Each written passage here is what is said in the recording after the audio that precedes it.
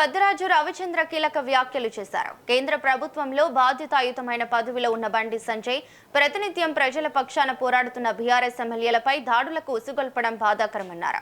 Bandi Sanjay, Revanth Reddy BRS నాయకులను ఉద్దేశించి నోటికొచ్చినట్లు మాట్లాడినా పోలీసులు స్పందించకపోవటం, కేసులు పెట్టకపోవటం శోచనీయమన్నారు.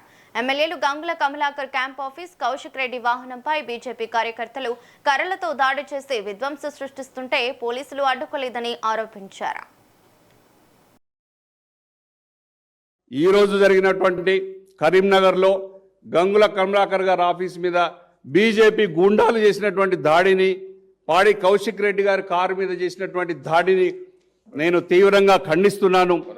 బీఆర్ఎస్ పార్టీ ఖండిస్తుంది. సంజయ్ గారికి నేను చెప్తున్నాను, మీరు ఎట్లా వాడితే అట్లా మాట్లాడితే తప్పు లేదు, కానీ మా వాళ్ళు మాట్లాడితే మీకు కోపం వచ్చి రోషం వస్తుంది. ముఖ్యమంత్రి గారు ఇష్టం వచ్చినట్టు దూషణలు, బూతుల పర్వం తిడితే బాధ లేదు, కానీ మా వాళ్ళు ఒక్క మాట చూపెడితే, రైతుల ముందు చూపెడితే బాధ అవుతుంది. అంటే మీకు ఒక రూలు, మా మీద కేసులు పెడతారు, మీ మీద పెట్టేవాళ్ళు లేరనా? ఖచ్చితంగా 2.5 ఏళ్ల తర్వాత వచ్చే పార్టీ, అధికారంలోకి వచ్చే పార్టీ మాదే.